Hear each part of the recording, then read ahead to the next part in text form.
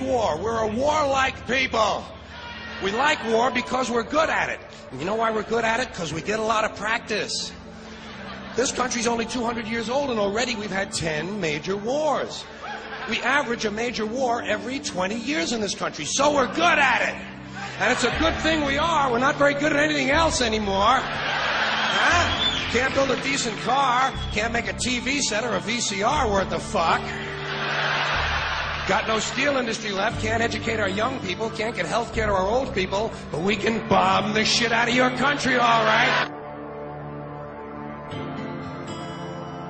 Especially if your country is full of brown people. That's our new job in the world, bombing brown people. Iraq, Panama, Grenada, Libya, you got some brown people in your country, tell them to watch the fuck out, or we'll goddamn bomb them. Well, when's the last white people you can remember that we bombed? Can you remember the last white? Can you remember any white people we've ever bombed? The Germans, those are the only ones, and that's only because they were trying to cut in on our action. They wanted to dominate the world. Bullshit, that's our fucking job.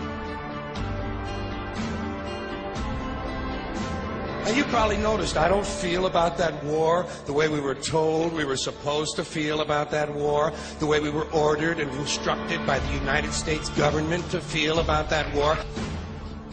My mind doesn't work that way. I got this real moron thing I do. It's called thinking. And I'm not a very good American because I like to form my own opinions. I don't just roll over when I'm told to. Sad to say, most Americans just roll over on command. Not me. I have certain rules I live by. My first rule, I don't believe anything the government tells me. Nothing. Zero. Nope. And I don't take very seriously the media or the press in this country, who in the case of the Persian Gulf War were nothing more than unpaid employees of the Department of Defense, and who most of the time function as kind of an unofficial public relations agency for the United States government. So I don't listen to them. I don't really believe in my country. And I gotta tell you folks, I don't get all choked up about yellow ribbons and American flags. I consider them to be symbols, and I leave symbols to the symbol-minded.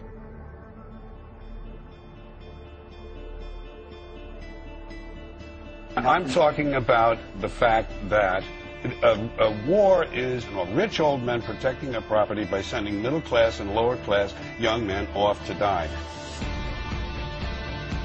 Forget these foolish elections. The owners of this country don't care about the poor in general. Owners of this country? What are we going?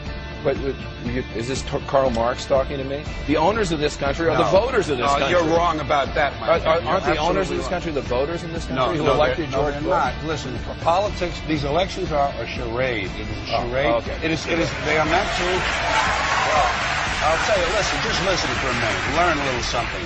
The elections and politicians are in place in order to give Americans the illusion that they have freedom of choice. You don't really have choice in this country. All the things that are important, reduced in choice. Newspapers in a city, how many? Used to be 3, 4, now it's 1 or 2. They're owned by the same people, and they also own a radio station. Give these people a voting day every year so that they'll have the illusion of meaningless choice. Meaningless choice, that we go like slaves and say, oh, I voted.